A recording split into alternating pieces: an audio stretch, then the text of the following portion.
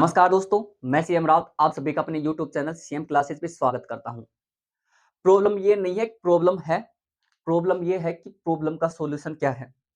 अगर बात कर लें कि प्रॉब्लम क्या है, तो प्रॉब्लम आज विश्व के सामने सबसे बड़ी प्रॉब्लम है आतंकवाद। पर इसमें भी प्रॉब्लम क्या है कि इसका हमारे को कोई सही तरीके से समाधान नहीं मिल पाता कि इस आतंकवाद से कैसे निपटा जाए।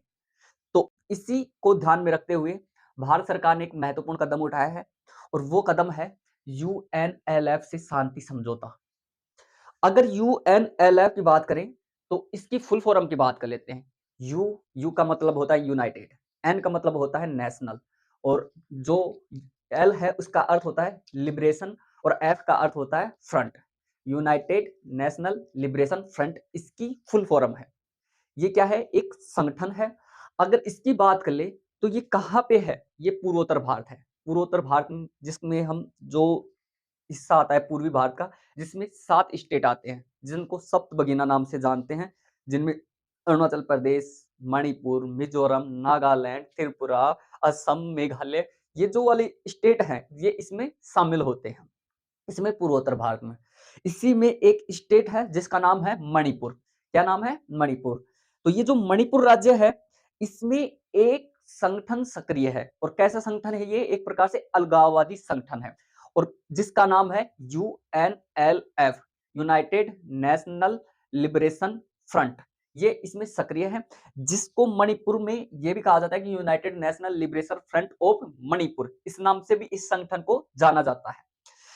फिर अब बात करते हैं कि जो भारत सरकार है, जो हमारे केंद्रीय गृह मंत्री है अमित शाह जी, उनके द्वारा यह खबर दी गई है कि भारत सरकार ने यूएनएलएफ के साथ क्या किया है? समझौता किया है। तो इस समझौते की बात करें तो कब किया है ये? कल कल ही के दिन 29 नवंबर 2023 को। तो इसमें क्या किया गया कि भारत सरकार के द्वारा यहाँ पे शांति समझौता किया गया और जो यूएनएलएफ के जितने भी सदस्य थे, जो इसका अध्यक्ष था और जो इसके सदस्य थे, उन सभी को जो भारत है उसकी मुख्य धारा में शामिल करने के लिए सहमति जताई गई है। अब समझ लेते हैं यूएनएलएफ। ये जो यूएनएलएफ संगठन, इसके बारे में जानकारी प्राप्त करते हैं। जो यूएनएलएफ संगठन है इसकी स्थापना होती है 24 नवंबर 1964 के दिन इसकी स्थापना होती है। और स्थापना क्यों होती है? क्योंकि इसका उद्देश्य रखा गया है कि जो मणिपुर राज्य है उसमें संप्रभु और समाजवाद की क्या करनी है? स्थापना करनी है। ये इसका उद्देश्य रखा गया। अब बात आती है कि जो संप्रभु होता है वो क्या होती है। अगर संप्रभु को समझना है तो उससे पहले हम हमारे को एक प्रकार से परिवार का स्ट्रक्चर समझना होगा। जो परिवार होता है उसमें सदस्य होते हैं। सदस्यों के अलावा उसके पास खुद का एक मकान होता है और एक व्यक्ति होता है जो उन सभी सदस्यों का क्या करता है? नेतृत्व करता है। और वो व्यक्ति क्या करता है कि उस परिवार के बारे में सही गलत का क्या लेता है? डिसीजन लेता है। तो अब इसमें जो सदस्य थे वो तो क्या हो गई? उसकी जनसंख्या हो गई। और जो परिवार था, जो मकान था, वो उसका क्या हो गया? एक प्रकार से क्षेत्रफल हो गया। और जो उसका नेतृत्व करता है वो एक प्रकार से लीडर हो गया या सत्ताधारी हो गया।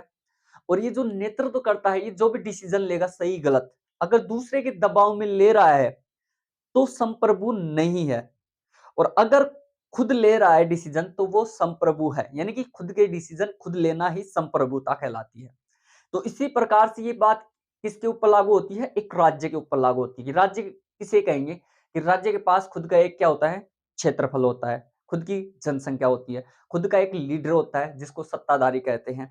और जो लीडर होता है अगर वो खुद के निर्णय खुद ले रहा है तो वो कहलाता है संप्रभु। और अगर वो खुद के निर्णय दूसरे के दबाव में आके कर रहा है तो वो संप्रभु नहीं कहलाता।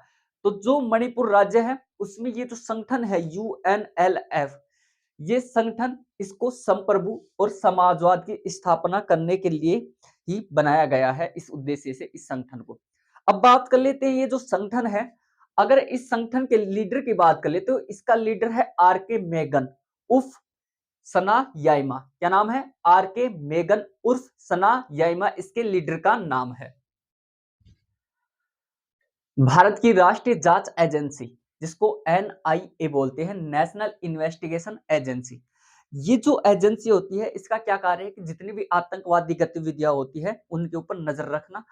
तो इस एजेंसी ने क्या कहा कि इसने आरोप लगाया किसके ऊपर, यूएनएलएफ के ऊपर, कि ये जो यूएनएलएफ संगठन है ये भारत के खिलाफ युद्ध छेड़ने की क्या कर रहा है, तैयारी कर रहा है। परंतु फिर उसके बाद में कुछ समय बाद में बात आती है सितंबर 2012 की। जो सितंबर 2012 में जो एनआईए है, एनआईए मतलब नेशनल इन्वेस्टिगेशन एजेंसी, इस एजेंसी ने स्वीकार किया कि जो यूएनएलएफ ये जो संगठन है ये मणिपुर का है और इस मणिपुर में क्या करना चाहता है, ये एक प्रकार से संप्रभुता स्थापित करने के लिए प्रयासरत है। इसका उद्देश्य केवल ये ही है।